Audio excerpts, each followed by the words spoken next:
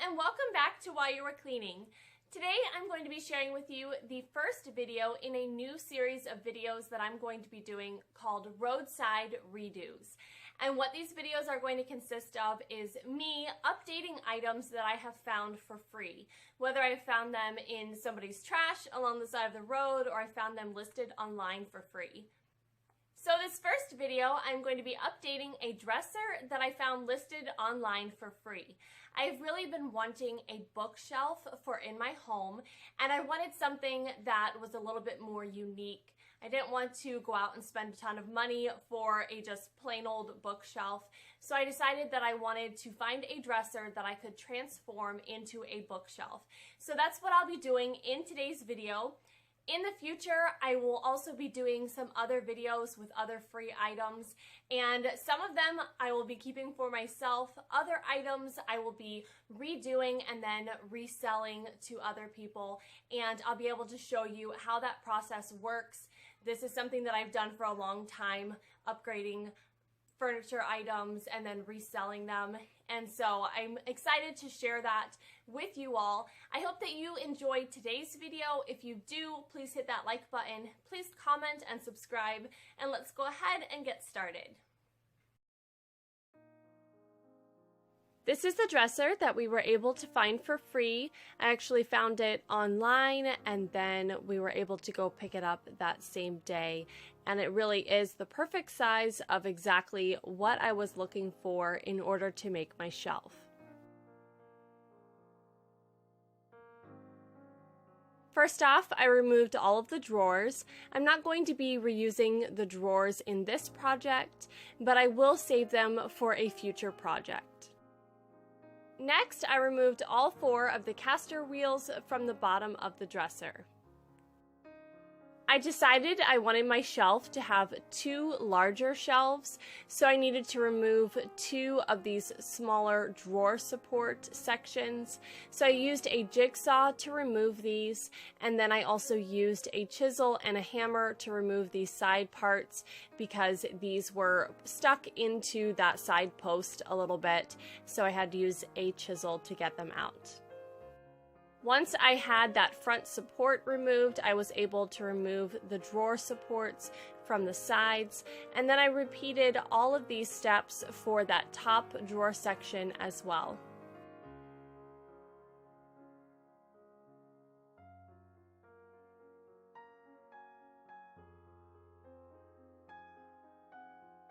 And here you can see how it looks. Instead of having those 4 smaller sections, I now have 2 larger shelves. On the side drawer supports, there are these ridges here, and this is where the track ran for the drawers to slide in and out.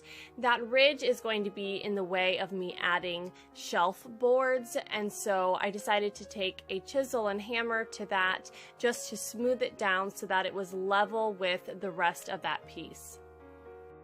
And I repeated this chiseling step for all 4 of the side support pieces.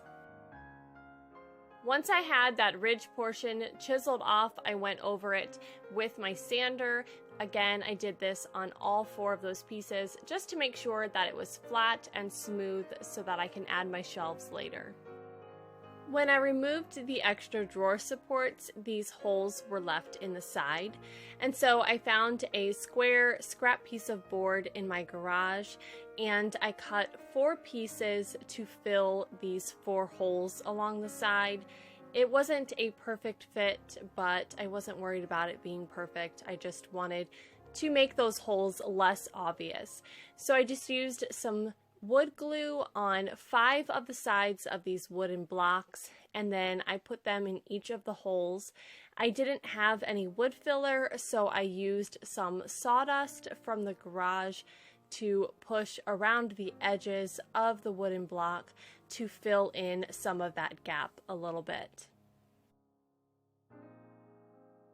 I repeated these steps for all 4 of those holes that were left along the sides. Next, I did a lot of sanding on this dresser. I believe I counted 5 coats of paint. While I was sanding, you could see 5 different colors. And I just wanted to make sure that the dresser was as smooth as it could possibly be on all of the edges. I didn't want the coat of paint that I put on to have a lot of flaws on it. I wanted it to be as smooth as possible. So I wanted to start out with a smooth surface, and that required a lot of sanding. I sanded all of the painted edges of this dresser. This black paint was a smoother paint, and so I wanted to make sure that I cut through it a little bit so that my paint would adhere to it a little bit better. So after I did the rougher grit sandpaper, I came back and did a smooth grit sandpaper after that over all of those same edges again. I also used the sandpaper over those wood blocks that I added to the side pieces. After all of my sanding was completed, it was time to start painting. So I decided to use this cream white color. This is a color that I've had laying around my house, and I wanted to use it up on a project. So I used this on the inside of my shelves, and I used it on both of the sides, and then on the back piece I added 2 coats to each of the shelf portions. And I just really wanted to brighten up the inside of my shelf and cover up any flaws that may have been behind the drawers. Next, I use this light gray color, and I use this on the top of my shelf and then to cover all of the sides and front portions that all used to be black. I wanted them to be this light gray color, and this color went on really well. It really did go on pretty smooth, and that's why prep work is really important. As far as sanding, you'll get a much better finished coat if you put in the work beforehand. Although sanding can be very tedious and very boring at times, it really does make the finished coat look a lot better.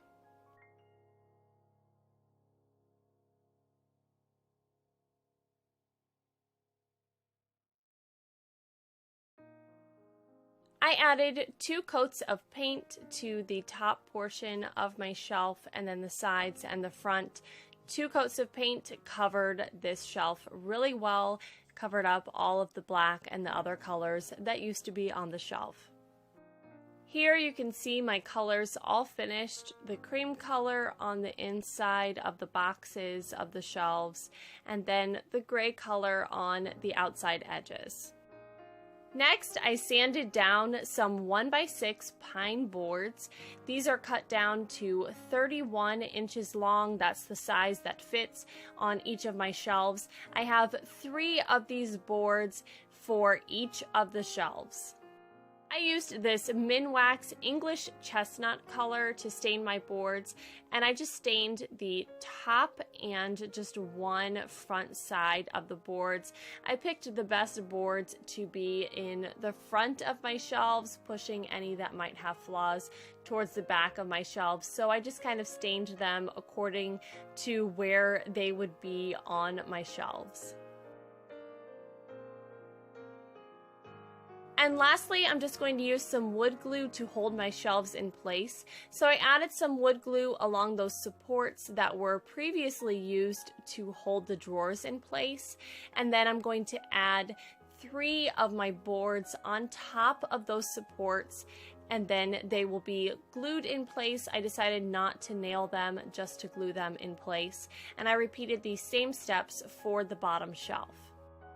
Once I had my shelves in place, I did add some heavy books on top of each end of my boards just to hold them in place for about an hour so that the glue could take hold a little bit. And here the shelf is all finished. I really love the way that this turned out. It really was exactly what I was looking to have. I just wanted something a little bit more unique than an out-of-the-box shelf, and I think that's what I got, and I love the colors and how everything turned out with it. And I really hope that this video has been a help to you all as well, to give you some ideas of some furniture upgrades that you can make in your own home.